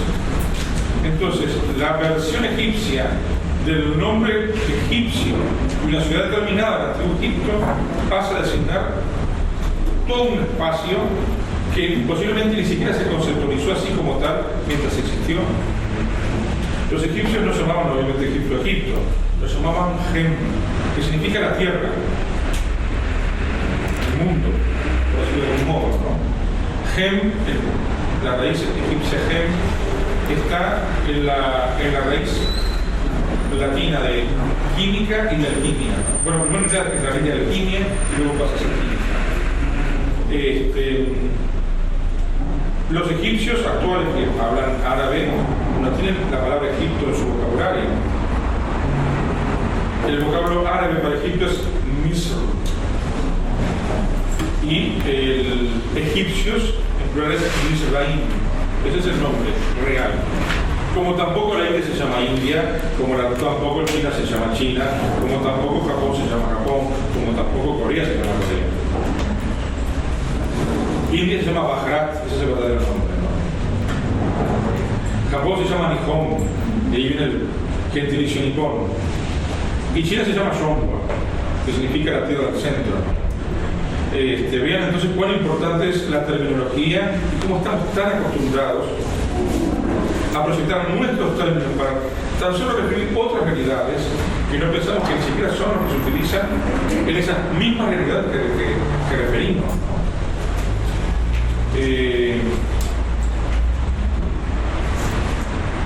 Esto es una breve advertencia con respecto al peso del vocabulario en la historia, a la extrapolación a otros tiempos, pero también a la extrapolación a otros lugares. Incluso extrapolaciones que tienen que ver con periodizaciones de nuestra historia y conceptualización de espacios, de procesos, hasta de conflictos. La Guerra Grande es un conflicto que involucra a facciones y a grupos que actuaron en nuestro territorio, pero que también involucra a otros actores regionales. Para nosotros esa guerra se inicia en 1939 y finaliza en 1852. Pero esa es nuestra guerra grande. Para la perspectiva de la República Argentina, que entonces era la Confederación Argentina, esa no es la priorización que importa. Porque al tiempo que en nuestro territorio se desatan ciertos enfrentamientos bélicos, hay otros paralelos que se están desarrollando y relacionados que se están desarrollando en la Confederación Argentina, y son esos otros paralelos que importan más a la historiografía argentina que nuestra. Y ni quiere decir para la historiografía brasileña, que ni registra nuestra guerra grande, pero tampoco registra nuestra cruzada libertadora y la guerra que desencadena. Ese conflicto entre 1825 y 1828-30 no es así periodizado por la historiografía brasileña, ¿no? Para ellos es la guerra con las provincias unidas de Río de la Plata, eso es lo que realmente importa, ¿no? Y es una de tantas guerras que Brasil tiene en el siglo XIX, digo, y bueno, como su desenlace no fue muy propicio, tampoco enfatizan demasiado en ella, ¿no? Insisto, veamos desde qué perspectiva formulamos las cosas, para entender no solamente el vocabulario con el que nos designamos, sino también lo relativo que es ese vocabulario. Incluso cuando formulamos temas, yo no sé si aquí puse este ejemplo, pero por la duda lo repito. Supongamos que uno quisiera investigar las resistencias culturales al golpe de Estado. ¿Qué periodo le suena en relación a ese tema? ¿Sí? ¿Pero qué periodo le suena? ¿Sí? La dictadura de 73. Ah, buena pregunta. O puede ser la de Gabriel Terra. Yo no sé si formulé este ejemplo aquí, ¿no? Pero es así, digo, yo no enuncié claramente. Porque claro, por una cuestión generacional tenemos que pensar que la dictadura es la que o vivimos o nos contaron o estamos próximos. Y aparte que la dictadura uruguaya, porque yo no hice ninguna referencia a Uruguay. ¿Por qué pensamos eso? Bueno, por una cuestión lógica. Si estamos en Uruguay y tenemos cierta edad, pensamos que es la dictadura uruguaya. Y en realidad, así formulado puede ser, no sé, la dictadura de Porfirio Díaz, no sé. En México, el porfiriato. Claro, que sea más específico. No, ese es el punto. Cuando enunciamos cualquier tema, tenemos que utilizar el vocabulario suficientemente preciso como para que no genere controversia, para que no genere una interpretación errónea. Pero aparte tenemos que definir bien cuáles son los términos que delimitan nuestro tema. Porque depende de cómo enunciamos el tema, también nos estamos posicionando teóricamente. Por ejemplo, si estamos hablando de los orígenes de la nacionalidad uruguaya, como así se titula una obra muy conocida de Carlos Cardazúa, hay que ver qué es Uruguay, hay que ver qué es nación, hay que ver qué es nacionalidad. Justamente lo que hace el autor es intentar ver qué son las tres cosas. Y lo hace muy bien, porque lo hace en clave polémica. O sea, él no dice Uruguay es esto, nación es aquello, nacionalidad es lo otro. No, sino que intenta ver las diferentes formas en que se entendió la uruguayidad, las diferentes formas en que se entendió el concepto de nación y nacionalidad. Además, si partimos del lenguaje corriente, no sé, por lo menos en el país primero pensamos que las naciones existen, que los países existen. Hay un punto de que existen. También su existencia es un punto de consensos entre los subjetivos. Claro que son consensos tan fuertes que por más que yo me pretenda ruso, si no nací en Rusia y no tengo pasaporte ruso y documentación rusa, no soy ruso, por más que yo lo pretenda, ¿no? Entonces, más allá de que sean consensos intersubjetivos lo que define una condición, también esos consensos generan prácticas y generan presiones que hacen que no sea fácilmente rebatible, ¿no? Pero esencialmente son consensos, son ficciones compartidas. ¿Sí? El Uruguay existe, no existe objetivamente, existe como consenso intersubjetivo de quienes adoptamos esa determinación. La pregunta está, ¿desde cuándo existe esa determinación? ¿Y de qué modo se ha manifestado históricamente? ¿Cuál es la denominación de nuestra nacionalidad? Sí, esa es la denominación del Estado. Pero ¿cómo se llaman a los naturales nacidos en la República Oriental del Uruguay? Orientales, esa es la denominación legal estricta. Porque Uruguay no existe el territorio Uruguay, sí, finalmente existe por procesión, ¿no? Pero la definición exacta es somos orientales, que no es lo mismo decir que somos uruguayos. Al principio éramos orientales, éramos de la banda oriental, de la provincia oriental, del Estado oriental. Desde el punto de vista argentino, hay muchos que dicen que éramos argentinos.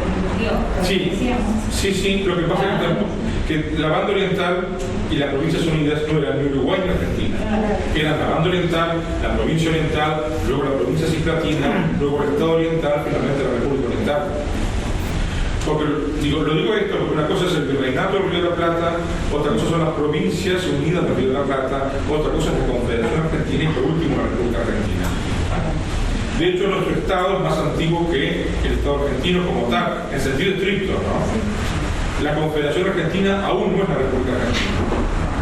No lo es constitucionalmente, no lo es en el modo en que se organiza como Estado independiente, ¿no? No es una confederación, una república federal. Por eso es que es tonto decir que nos separamos de nuestra madre argentina, porque no había ni madre ni hija ni nada de eso. Aún no había nada de eso. Y para llegar a ser uruguayos o argentinos requirió mucho tiempo. Yo diría que en realidad es en el último tercio del siglo XIX que esos términos comienzan a tener un gran sentido. Al punto tal que había más bien una conciencia de una pertenencia regional que venía dado por las rememoraciones de los tiempos anteriores a la existencia de los estados por parte de quienes todavía lo recordaban, ¿no? Pero también alguien decidió también formar una conciencia, porque no, alguien no, instituciones decidieron. Sí, claro. Se van tomando elementos sí, para tengan presente sentir que primero es el Estado y después es la nación. Si es que existe la nación como tal, ¿no? Digo, sí, efectivamente, primero es el Estado y luego se gesta una conciencia. En otros casos, igual siempre es a través de la conveniencia, ¿no? De muchísimas cosas, de lo que fuere, pero es colectivamente y es históricamente siempre. Entonces no hay que pensar el Uruguay prehistórico, porque ya se compró anacrónico. Ahí los charrúas éramos nosotros, no éramos, primero nosotros somos ahora y aquí, ¿no? Esos somos nosotros. Proyectar a nosotros el pasado es un acto ficticio. No se olvide de la colonización. ¿Sí? Entonces la mayoría de los indígenas no eran charrúas, ¿no? Ni siquiera, aparte de charrúa es una conceptualización que los pobladores europeos regularizaron en función de lo que veían, en función de lo que les interesaba. No es que estaban nosotros los charrúas, contra ustedes chanaes y aquellos bobanes que son un horror, no, digo, eso forma parte de la categorización que hacían los europeos colonizadores de los grupos indoamericanos que encontraban, ¿no? Que aparte no actúan con un sentido territorial que diferenciara lo que luego sería nuestro territorio con respecto a Brasil o con respecto a Argentina. Eso no tiene nada que ver. Si proyectamos anacrónicamente la frontera de los estados nacionales a un contexto prenacional, somos anacrónicos. Parecería que hemos perdido el rumbo en esta clase porque hemos hablado de muchas cosas, pero todas esas cosas tienen que ver con esta evolución. Quizás no en este momento, pero sí tienen que ver muchísimo con la arquitectura, tienen que ver muchísimo con la historiografía. Entonces ahora, volviendo al punto de partida que era la investigación, ¿sí? Y todo lo que la investigación supone, ¿no? En cuanto a investigación académica y investigación científico-social.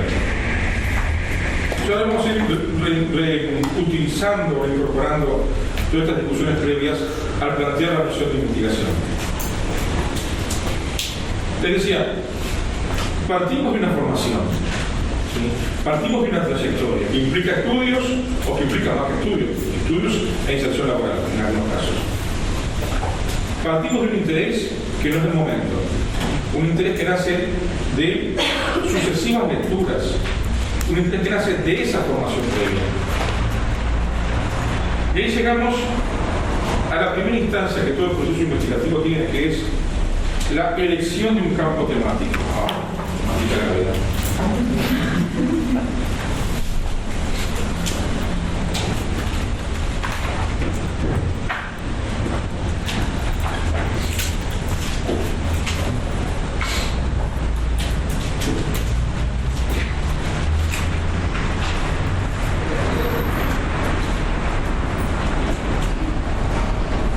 Esta es la primera etapa. Vamos a ver en qué consiste cada una. La segunda consiste en la realización de estudios prospectivos.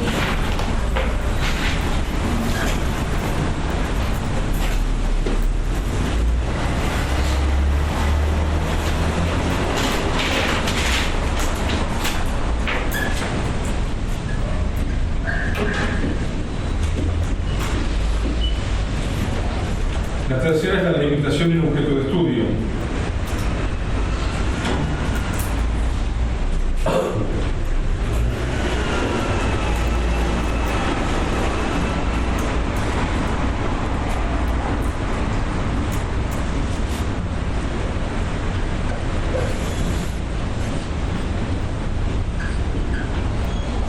La cuarta es la formulación de un proyecto de investigación.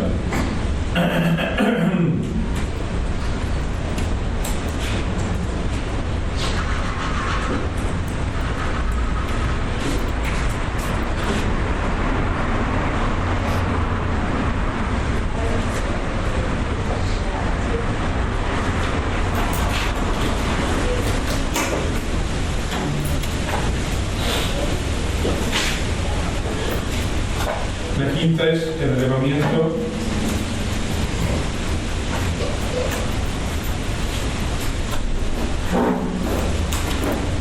bibliográfico documental.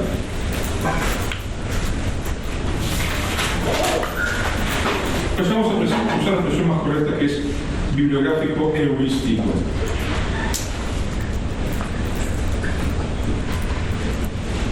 Pasamos a otra parte.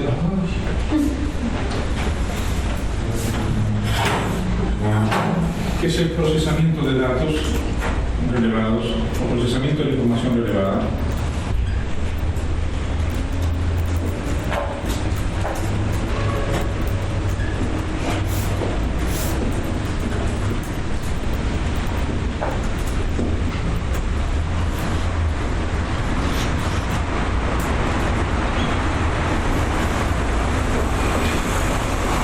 El análisis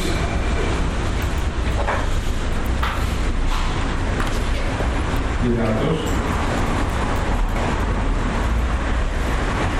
la presentación de resultados,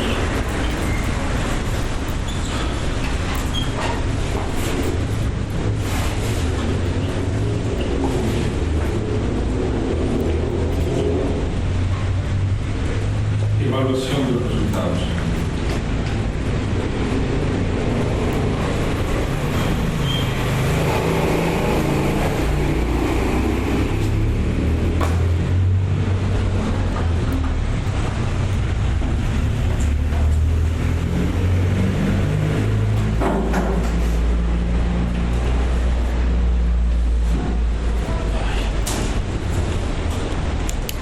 Estas son las etapas que vamos a ver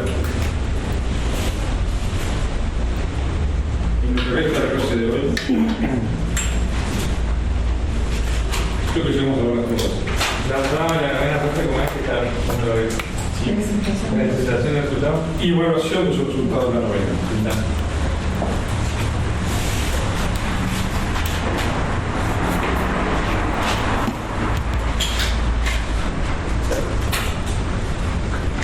Antes que me olvide, hay que tener una hoja que vamos a circular, porque no traje la hoja de asistencia. Sí, ahí va. Vayan firmando, después yo pongo el nombre de la materia y la fecha. como profe, la cédula, nombre, fecha, Apellido, o sea, el nombre, apellido, firma y la fecha no nos va a necesitar. La cédula también, sí.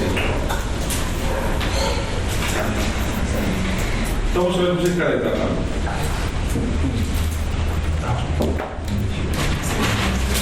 La arquitectura, los apellidos de los... Nombres.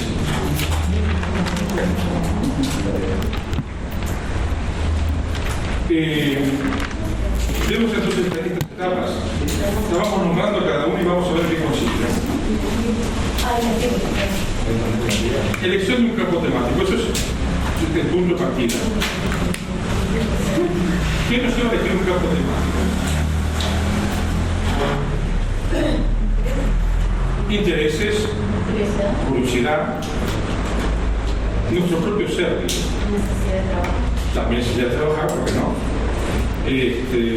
Todos esos son factores válidos que tienen que ver con nosotros como sujetos y que ponen de manifiesto nuestra subjetividad en el buen sentido del término. Decimos que en una investigación académica el punto de partida no es el momento, sino una formación trayectoria previa, a veces de años, o de muchos años. En consecuencia, el pronunciamiento por un campo temático va a acompañar este proyecto que vamos a emprender, pero que no va a estar desprendido de otros que hayamos desarrollado en el pasado y otros que eventualmente propongamos formular en el futuro. Porque las investigaciones que se hacen en perspectiva de trayectoria profesional no son azarosas o caprichosas, todas están vinculadas con lo que podemos llamar una línea de investigación de largo plazo. Es decir, en aras de una coherencia curricular, se supone que las cuestiones sobre las que uno hace prácticas de investigación en los cursos de grado y posgrado y los temas que investiga como profesional están relacionados entre sí de algún modo. No puede haber una discontinuidad entre las temáticas tratadas. ¿Por qué razón? Porque toda formación disciplinaria, por lo menos en el contexto actual, tiende a dos cosas. Por una parte, la especialización. ¿Por qué razón? Y porque cada vez más para estar en condiciones de hacer y de decir cosas originales con relación a algo, hay que especializarse. Y se requiere todo un caudal de conocimientos previos que no se requiere de un día para otro. Especializarse implica incorporar ese conocimiento, pero también incorporar técnicas, incorporar muchas cosas que no se logran de un día para el otro. ¿Y por qué? Esa especialización da idoneidad para seguir trabajando durante un buen tiempo sobre esa línea temática. Ese es un aspecto, la especialización. Pero otro aspecto es la apertura hacia otros espacios dentro de la propia disciplina y fuera de ella. Es decir, la vocación infradisciplinaria, la vocación interdisciplinaria. Es decir, podemos llamarlo con otro término, la transversalidad de lo que proponemos. Es decir, cultivando de nuestra especialización ciertos temas, lo hacemos abiertos a el contacto y el diálogo con otras especializaciones. Difícilmente alguien es bueno cultivando una especialización si solo sabe de lo que tiene que ver con su especialización. Eso no da. La idea de transversalidad, ¿no? Tanto sea mediante el contacto interdisciplinario, es decir, con otras disciplinas de la misma ciencia, o otras especializaciones, o el interdisciplinario con otras ciencias. Cuanto más estemos abiertos en nuestra formación y especialización a los aportes de otras especializaciones y de otras formaciones, mejor vamos a ser como especialistas. No es algo que se contrapone, sino que en realidad se complementa. Pero de todos modos, esto se va a plasmar en líneas de investigación de largo plazo, que no son 15, que no son 20, que son algunas líneas, y que se proyectan a lo largo del tiempo. Entonces conviene que ya las instancias iniciales, cuando hacen prácticas de investigación, cuando elijan temas con respecto a los cuales realizar prácticas, vayan pensando en qué desean especializarse. Piénsenlo en perspectivas de largo plazo, de modo tal que trabajan un tema en las distintas asignaturas y por lo tanto vamos profundizando en él. Pueden trabajar en un tema en distintos contextos temporales, en distintos contextos espaciales. Claro, no va a ser del mismo modo, pero pueden hacerlo. Por ejemplo, ahora estoy dictando el seminario de tesis, al cual en algún momento llegarán. Lo primero que hacemos es ver cuáles son las opciones temáticas de cada integrante del seminario. Y si hay algunos, por ejemplo, que les ha interesado trabajar con políticas educativas. Claro, es un universo inconmensurable, pero lo van aterrizando. Políticas educativas en el periodo del primer Racine, o políticas educativas durante la dictadura cívico-militar 73 al 85. Y aún así es un tema vasto, ¿no? Pero quiero decir que la misma temática la pueden trabajar en diferentes contextos temporales o espaciales para ir adquiriendo experiencia, para ir especializándose. De modo tal que cuando llegue la formulación de la tesis, por ejemplo, planteen un tema como los planes de estudio en historia de humanidades. Muy acotado. Son 6 planes que perfectamente pueden entenderse históricamente. Bueno, la clase inicial lo formulamos así del plan 47 al 2014, viendo los contextos institucionales e históricos cambiantes, viendo la eficacia de esos planes, viendo qué grado de formación cada uno implicaba, el grado de inserción social, institucional, etc. Viendo muchas cosas, pero en perspectiva histórica. Por eso digo, la definición de un campo temático tiene que ver con la formación previa, con la proyección hacia el futuro y con la formulación de líneas de investigación de largo plazo. Que cuando uno está en el ámbito formativo hay que ir pensándolas. Que vayan pensando en que las prácticas de investigaciones que ustedes hagan en trabajos concretos, que las materias optativas y electivas vayan perfilando uno o dos campos temáticos de su real interés. Porque por más que tengamos interés en historia en general, de algún modo ese interés se plasma en cuestiones más concretas, ¿sí? En temáticas mucho más concretas. Que finalmente terminan siendo las temáticas que van a ser el centro de nuestro interés ordenado.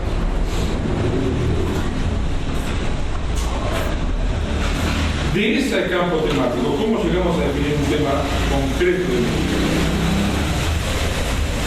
Ahí tenemos la segunda etapa, que es la de la realización de estudios prospectivos.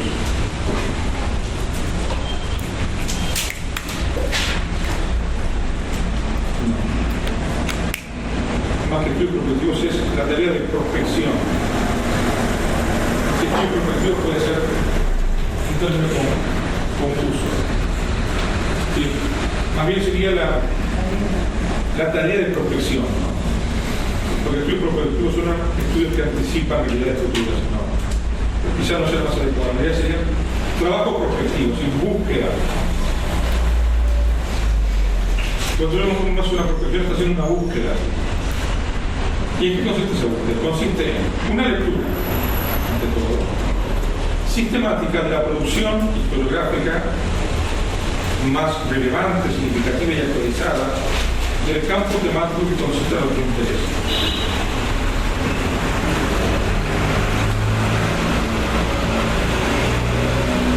Lectura sistemática que parte de nuestra formación necesariamente y que se hace de forma adecuada. Nos va a permitir identificar problemas, dilemas, plantear preguntas que conduzcan a la elección de un objeto de estudio original.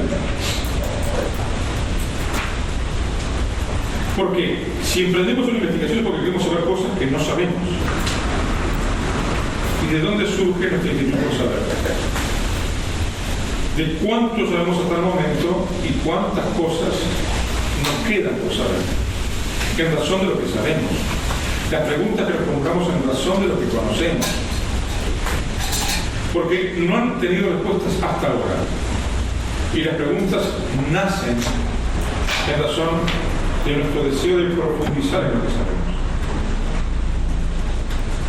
¿Cuántas veces leemos un libro para encontrar respuestas que no hallamos? y que nos motivan mucho más para encontrarlas.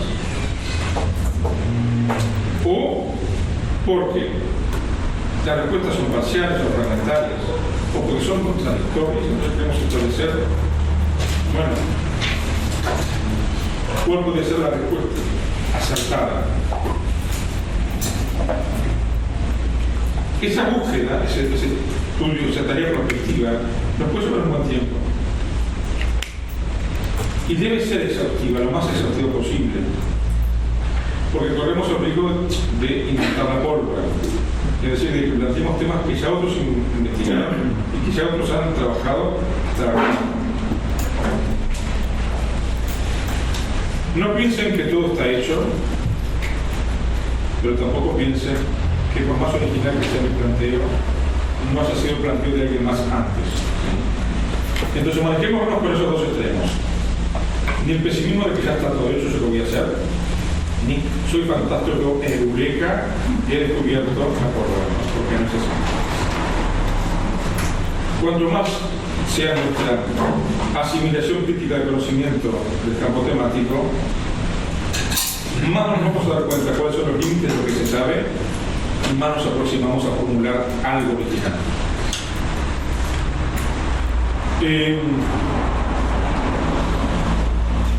Esto implica leerlo todo, no necesariamente. Sí relevar todo, identificar todos los títulos posibles, pero no supone necesariamente leerlo todo. La técnica de la lectura prospectiva, bueno, se puede formular de manera simple, ahora, ejecutarla no es tan simple. Esa técnica supone no leerlo todo, sino leer lo que precisamos. Descartar lo que no precisamos y centrarnos en lo que sí. Pero esa tarea de descartar es la más difícil. Lo primero que tenemos que saber es qué no leer. Una buena lectura parte de la base en determinar qué no debemos leer. Eso es complicado. Recuerdo cuando leía sobre esta técnica, planteaban el ejemplo de que en otras épocas, cuando se recibía mucha correspondencia por parte de instituciones, empresas, en algunos países se dio una técnica de función, la de descartar lo que no servía. Si todo corremos decía, hoy en día lo hace un filtro automático. Sí. ¿Quién escribe esta técnica? A ver, digo, hay varios textos donde se describen las técnicas de cómo leer un libro, ¿no? Si quieren, yo les puedo habilitar el cómo leer un libro en la plataforma EVA. A veces es un texto muy complejo, de unas 500 páginas, ¿no? Ese no lo leo. Que tiene que ver con la actividad académica, pero no solo, sino está hecho en clave académica, ¿no? Y cómo leer entre líneas. Hay un autor catalán llamado Daniel Cassany, que es muy bueno explicando cómo leer, cómo efectuar la lectura de un libro y después cómo escribir. Comenzó con un texto llamado La cocina de la escritura, ideal justamente para nuestro ámbito, ¿no? Donde la escritura académica importa. ¿Cómo se llama? Se llama La cocina de la escritura. Se llama Daniel Cassany.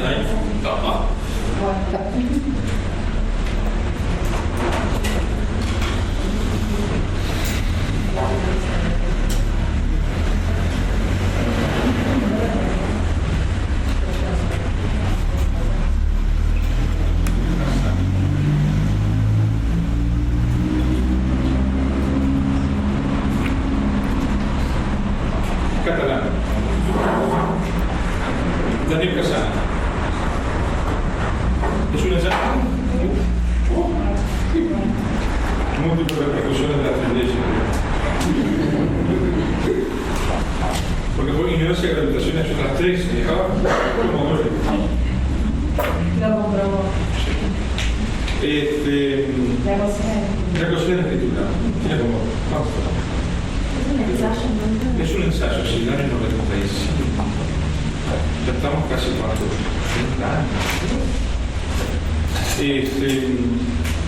Daniel Cassany, La cocina de la escritura. Pero No es el libro que me interesaba. Otro que se llama Leer entre líneas. Del mismo autor. Ese es el que nos enseña cómo leer un libro. Es un libro voluminoso, pero tiene indicaciones útiles. ¿Puedes subirlo a la plataforma? Sí, no tengo, sí, ahora sí está digitalmente disponible, creo que sí. Mira que ahora sí está. Gracias. Pienso que está. Vamos a modificarlo. Leer entre líneas.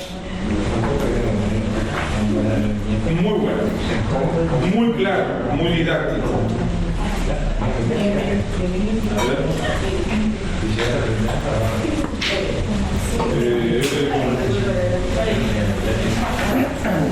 Un segundito.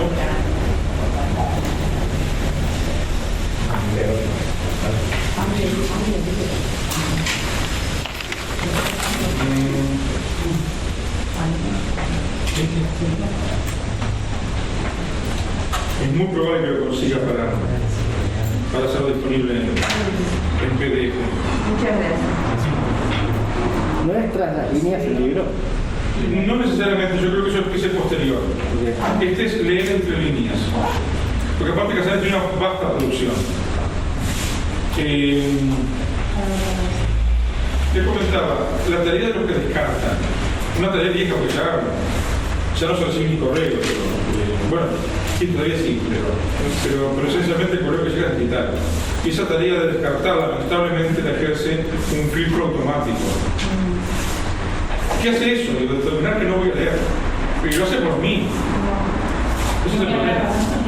Y lo haga por mí, Ese es el punto, porque justamente me dice, ay, pero yo te escribí hace 20 días un correo y no me lo respondiste. Ay, maldito filtro. Claro, porque realmente los correos de direcciones que no reconocen porque son la primera vez que mandan un correo, las considera como correo no deseado. Eso es la configuración que ponemos igual. ¿Cómo? Eso lo ponemos igual. Sí, bueno, no, a ver, digo, en Hotmail no está fácil de... Ese es el punto, no tengo Hotmail, digo.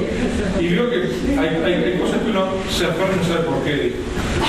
Yo espero Hotmail porque desde hace tanto tiempo que lo tengo, que es casi como cambiar mi nombre si cambio la dirección del correo electrónico.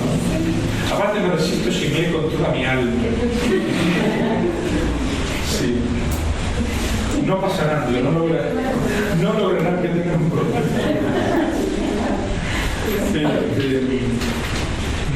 Pero bueno, digo, esa cuestión del filtro, ¿no? Lamentablemente hoy en día estamos acostumbrados a sacar toda una serie de algoritmos que nos filtran las cosas de nosotros. Cualquier buscador de internet es un filtro. Lo que pasa es que también qué preguntas formulemos, qué enunciado formulamos, qué descriptores incluimos y en qué idioma lo que el buscador nos devuelva, ¿no? Por eso también hay que saber buscar. Investigar es el arte de saber buscar y de llegar a encontrar. En esa cuestión de la lectura entre líneas está eso, ¿no? Saber descartar lo que no precisamos. Y es muy difícil porque se corre el riesgo de filtrar cosas que sí precisamos. Luego, lo que sí nos importa todo del mismo modo, no. Tenemos que jerarquizar de los textos que leemos. ¿Qué es lo relevante? Cuando tenemos un texto historiográfico ante nuestros ojos, hay que diferenciar tres dimensiones.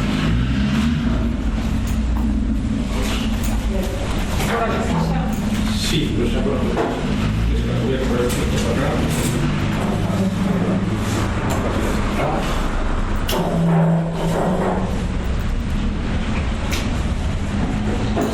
Tenemos la dimensión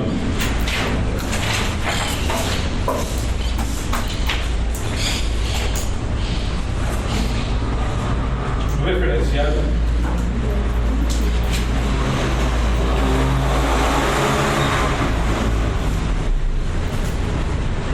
explicativa y demostrativa.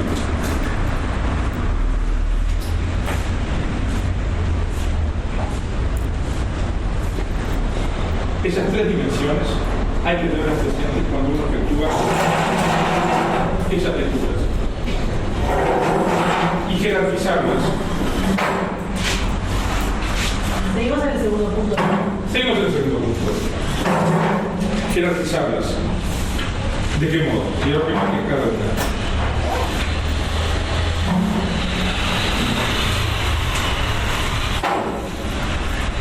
Para decirlo de un modo muy sencillo, la dimensión referencial es la que establece los hechos históricos, la que establece lo que sucedió. Eso que es lo que buscamos en un principio, que nos relaten qué ocurrió. La cuestión está que esa idea de relatarnos qué es lo que ocurrió, como si hubiese objetivamente algo que ocurrió, independientemente de la voluntad de que lo registren y lo dicen, no es tan fácil de plantear. Porque ya la idea de ocurrir y de acontecer supone una forma de conceptualizar la experiencia. Se implica la mediación no solo del lenguaje, de toda una concepción de la vida y del mundo, que nos lleva, por ejemplo, a que cierto hecho sea tan significativo que lo registremos, que lo vinculemos con otros hechos en una narración, que establezcamos conexiones entre esos momentos de un proceso, ¿no? Por lo tanto, no hay una narración objetiva de lo sucedido, sino que cada narración ya en sí misma supone una forma de conceptualizar lo que sucedió. Porque cada narración implica una selección de los hechos, una tarea de establecer esos hechos y de relacionarlos.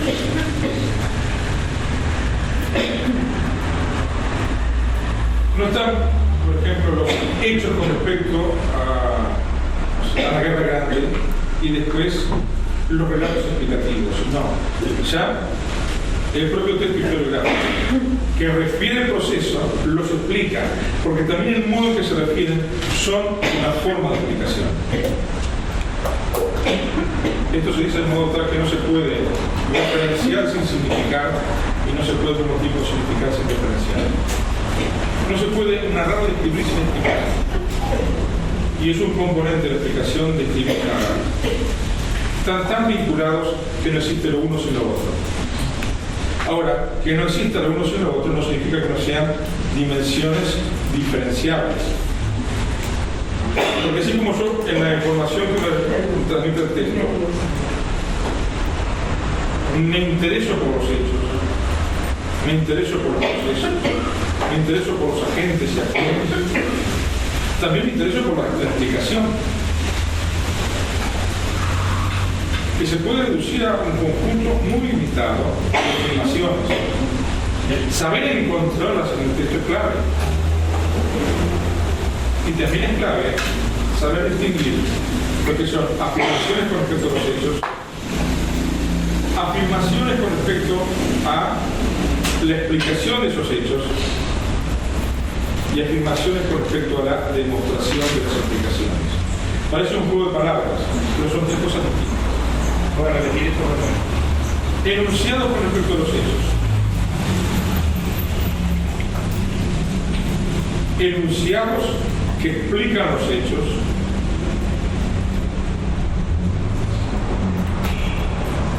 Y enunciados que demuestran las explicaciones de los hechos.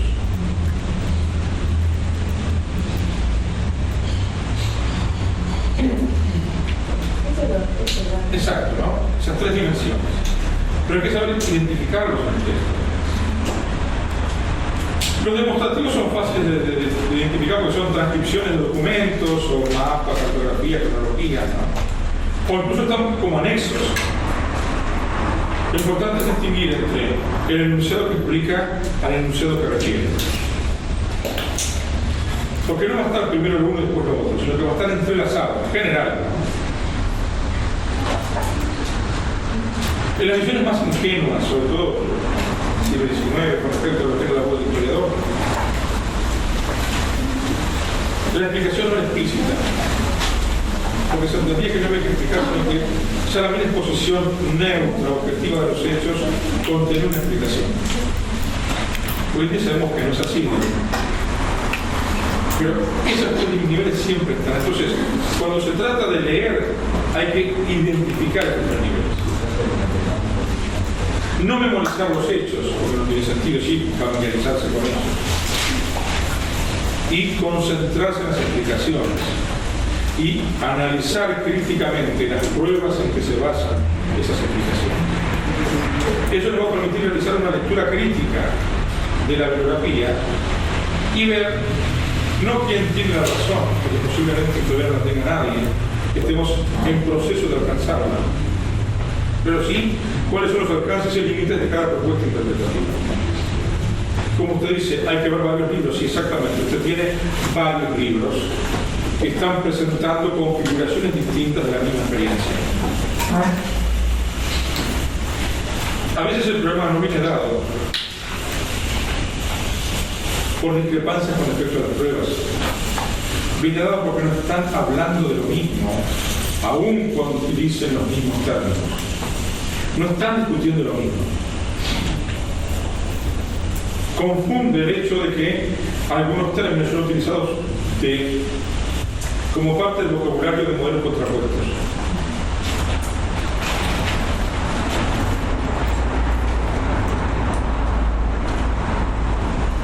Por ejemplo, el término feudalismo. Depende de qué modelo interpretativo geográfico tengamos, puede tener una carga significativa distinta. Y es por eso que puede ser lícito para algunos hablar de feudalismo en la antigua China o en el Japón premoderno, y para otros no. Para algunos puede ser lícito hablar de una feudalización del poder en los periodos intermedios del antiguo Egipto y para otros no. Para aquellos para los cuales el feudalismo implica una organización del poder altamente descentralizada, fruto del colapso de un poder centralizado anterior, y altamente personalizada, basada en pactos personales entre quienes detentan ese poder fragmentario. Bueno, podríamos hablar de que el feudalismo se da no solo en la Europa occidental. Pero para quienes entienden que eso no es feudalismo, simplemente sistemas en que un poder centralizado colapsa y se personalizan los vínculos. Que para que exista el feudalismo tiene que haber un pacto feudal, tal como se da en la experiencia de Europa occidental. Entonces no es lícito, excepto quizás en el caso de Japón, hablar de feudalismo más allá de Europa. ¿Y cuántos modelos de interpretación existen? Depende de qué temáticas tengamos y veremos cuáles son. Hay algunos que son genéricos porque intentan dar cuenta de todo el proceso histórico mundial y otros son específicos. O sea, modelos interpretativos que explican la desintegración del Imperio Romano. Muchos. Aquellos que, por ejemplo, enfatizan las causas socioeconómicas y hablan del agotamiento del modo de producción esclavista como un factor que conduce a la disolución y desintegración del imperio. Otros que hablan del peso del factor demográfico y el colapso que generan una sucesión de ciclos pandémicos en la historia del Alto y del Bajo Imperio Romano. Otros que hablan de las cuestiones tecnológico-militares y la sucesión de coyunturas muy específicas, como las que se dan cuando se desencadenan esas invasiones de los pueblos bárbaros. También la pregunta, bueno, si se trata de una transición de un modo de producción esclavista a un modo de producción señorial feudal, ¿por qué colapsa el Imperio Romano de Occidente y no el de Oriente? ¿Por qué se fragmenta el poder en Occidente y se mantiene en Oriente por lo menos unos cuantos siglos más? Otros hablan de las respuestas fallidas frente a crisis económicas y demográficas, que lo que hacen es enfatizar esa crisis. Por ejemplo, las políticas restrictivas, incluso las políticas fiscales, desde Diocleciano en adelante. Otros hablan, además de las transformaciones culturales, ¿sí? El peso que los cultos mistéricos y el cristianismo tuvo, por ejemplo, en la dinámica política, la dinámica social, la dinámica cultural del Bajo Imperio Romano. y otros combinan estos factores de un modo único para dar cuenta de un proceso altamente complejo. Hay quienes hablan de la desintegración del Imperio Romano, pensando en el marco más inmediato que esta se da, siglo IV, siglo V, el proceso de las invasiones bárbaras, que duró prácticamente un siglo. Pero lo que pasa es que ya no eran tan bárbaros y no atacaban tan desorganizados. no, pero independientemente de que no eran tan bárbaros, ¿qué es lo que hace que ese poder, que durante siglos contuvo en cierto momento, comienza a colapsar? Porque los otros también empezaron a evolucionar. Pero no solamente eso. Algunos dicen que hubo un propósito explícito de parte del orden senatorial de debilitar el ejército romano. ¿El ejército estaba más compuesto por bárbaros que por...? Sí, pero lo estaba también desde hace un buen tiempo. La barbarización del ejército romano no se dio de un día para otro. Los pretorianos colocaban y sacaban ellos al poder. También lo sacaban de los tiempos de Claudio, digo. Sí. Entonces, ¿qué es lo que llevó a ese debilitamiento? Puede ser una concatenación de múltiples factores en un tiempo acotado. O puede ser la suma gradual de procesos de larga data.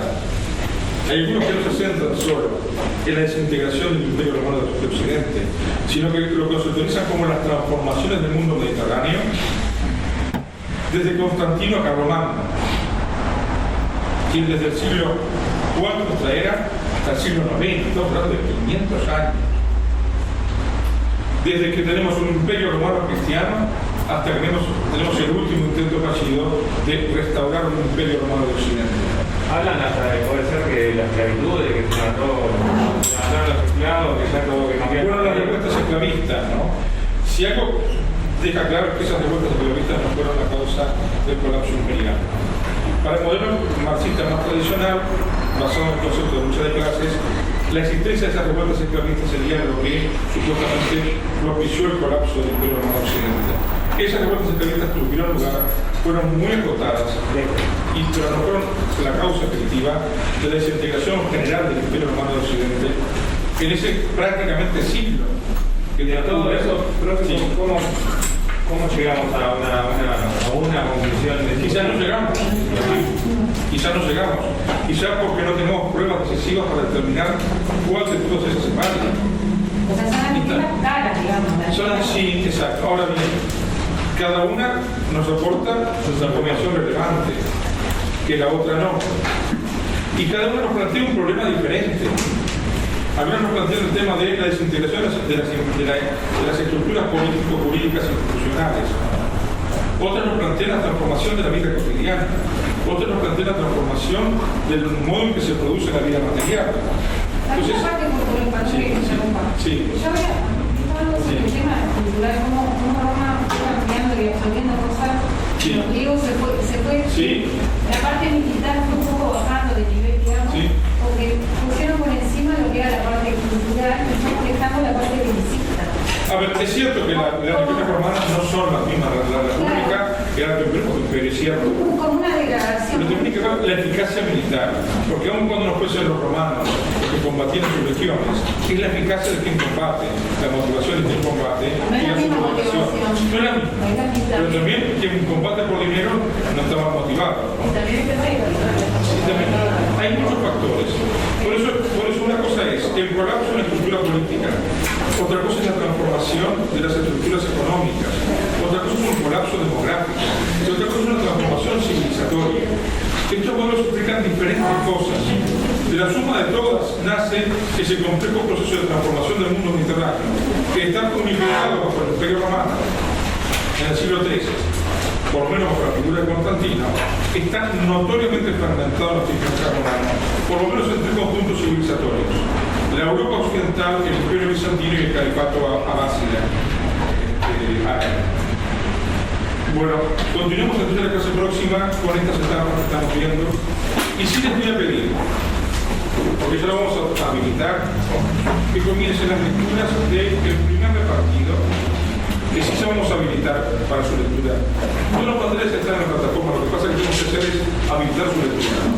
El primer repartido del curso, y que comiencen con los ejercicios de ese repartido. El partido número 1. El partido número 1. Tienen lecturas ahí que tienen ejercicios que remiten esas lecturas. Leen los textos y comienzan a trabajar esos ejercicios. Los ejercicios. Los ejercicios no se están subidos. ¿Cómo, perdón? Los ejercicios no se están subidos. Los ejercicios están, lo que tengo que hacer es habilitar su lectura. Están invisibles para ustedes. Solamente visibilizarlo con respecto a los textos. Entonces, lo que yo les pido es esto. Lean y comiencen a hacerlo. Ahora, no vamos a corregirlos en clase. A medida que ustedes lo están haciendo, hagan todas las consultas, o correo electrónico, o el horario de consulta que deseen, para saber si van bien encaminados. Insisto, no lo vamos a corregir en clase. Sí lo vamos a ir corrigiendo a partir de un intercambio por correo electrónico. Nos vemos entonces.